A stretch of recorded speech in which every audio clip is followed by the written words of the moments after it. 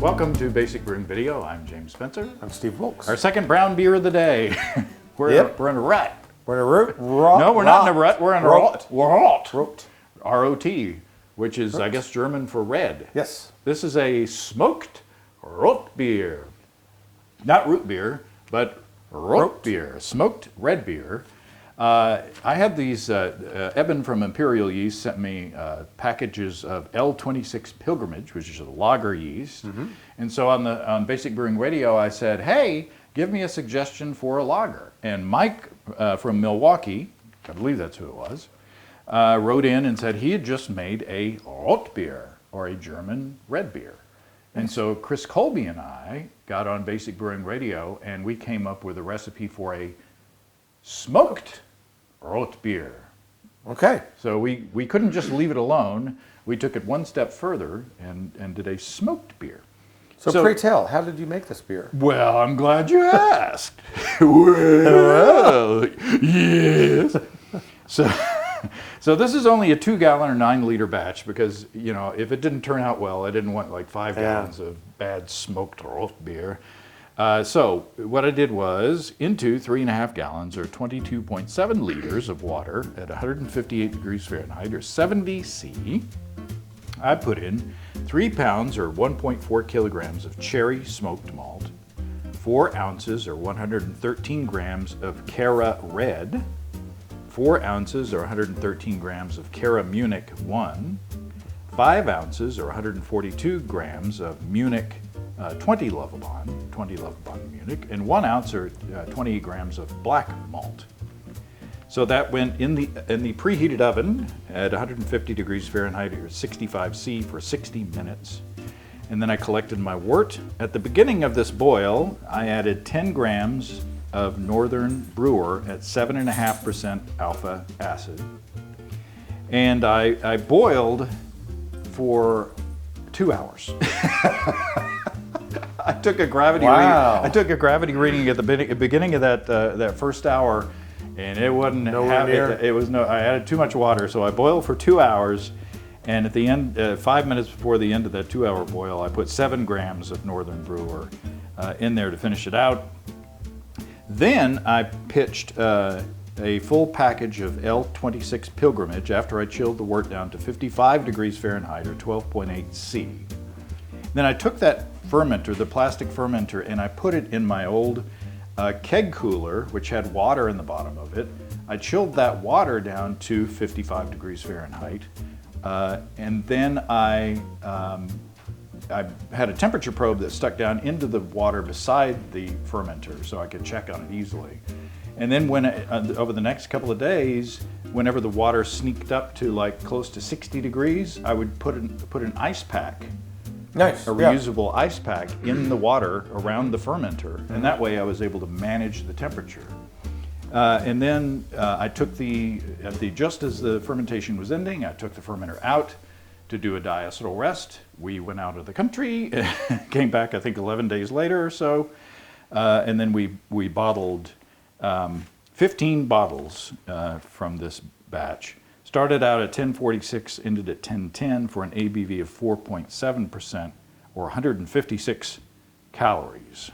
So I screwed up. I don't know whether it was we didn't have enough grain, or it's probably a combination of we didn't have enough grain and I had too much water. But it's okay. I was going to say that's actually a really important tip to new brewers is that if you don't hit it, but you're low, boil down to it. Right. If that's your most important consideration. Right. I mean, sometimes if I'm looking for, let's just say 6%, but I get 5% for whatever reason, it's okay. I don't care. Yeah. But sometimes it's like, I really want to hit that mark. Yeah. I wanted something around 5% ABV. Mm-hmm. So I just kept on boiling and, eventually got tired of it. And so we're good. Do you think that you got any more like a Maillard effect? We're going to find out. We'll see. I mean, we'll just see what. We don't have anything to compare it with. Right. It's the first time I brewed this recipe, but I think you'll find that it didn't hurt the beer. So if you want to pour, when I bottled it, it was like crystal clear. And I was a little bit afraid that I wasn't going to have enough yeast in suspension to carbonate the beer, because these were bottle conditioned. Apparently, there's no Apparently problem. it worked. I poured aggressively because of what you were. I was like listening to you, going, "I'm going to pour aggressively." Yeah, yeah. And 2 hours later, it's like drawing a pint of Guinness. something, or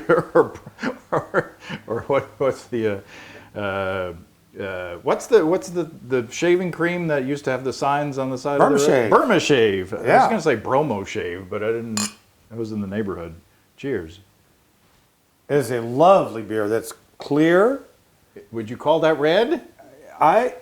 Reddish. Yes. Has a reddish hue. It's not red. I've seen much redder beers. I would call it a reddish copper. Reddish copper. Reddish Okay. copper. Okay, here we go. Boy, Smoky goodness. you can sure smell the smoke. Oh, I like it. We had Mexican food for lunch, and so we're both clearing our throats like crazy. That's very good. The smoke is not too heavy, but it's prominent, but it's not overwhelming. The hops are just right in this beer, meaning smoke and hops fight each other, I think, and so you didn't overpower the smoke. Clean, and I get again, I'm on this bread thing today. This is the second beer we've done. There's a really nice graininess, breadiness that comes through the beer beautifully. Really nice beer. Thank you. Yeah, I think the smell. To me, I get the smoke on the flavor, but Wow. I get it more even on the nose. I got some smoke on the water. I knew that was coming. Yeah. You set them up, I knock them down. But it's smoky enough to where you really get the smoke, but it's not like licking an ashtray. It's not astringent in that smoky kind of way. Yeah, sometimes smoked beers, smoked anything can be very astringent. It can be like, oh, that's really harsh. Mm-hmm. This isn't harsh at all. Very nice. There's some malty fruitiness in there. I don't think it's a yeasty fruitiness like the previous beer we had was not yeasty fruity either. I just think it's a really nice. It's complex without being intimidating. Yeah, yeah. I wouldn't be afraid to serve this to my non-beer friends or family. I would be like, yeah, give this a try. You might like it, and they might not. I mean, if they're like Coors Light drinkers, they might be like, no, it's too bad. But I wouldn't be afraid to let them try it. Where sometimes I'm like, yeah, you won't like this. Yeah, I don't know if I would tweak the recipe at all. I mean, I hadn't thought about it, but to me it gives everything that that you would want it to.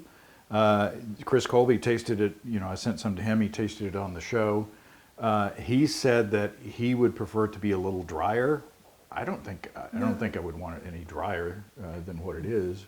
I think it's if you haven't brewed a smoked beer, if you go too far, depending on your preference, they can be kind of challenging, and you can get a snoot full of smoke, and it can be not pleasant, in my opinion. Yes. Other people like Chris Colby wants all the smoke.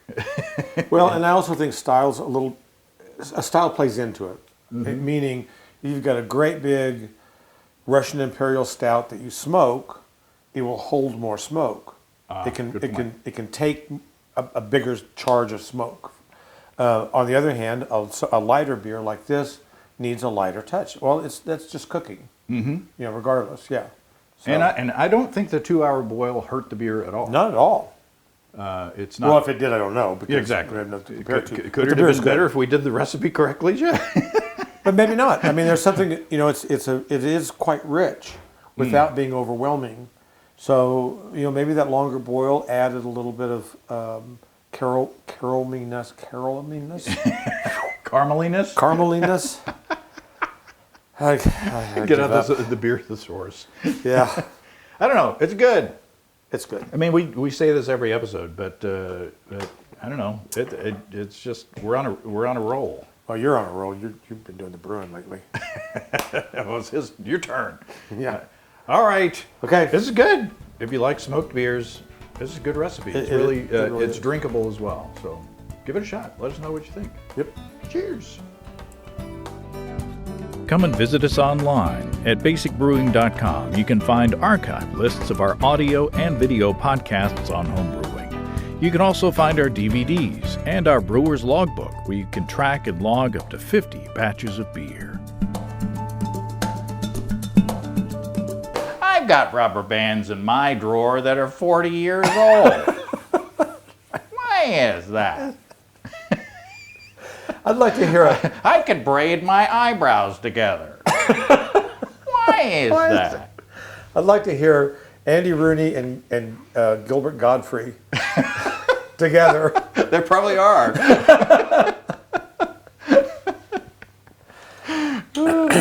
And they call the family the aristocrats. Why is that?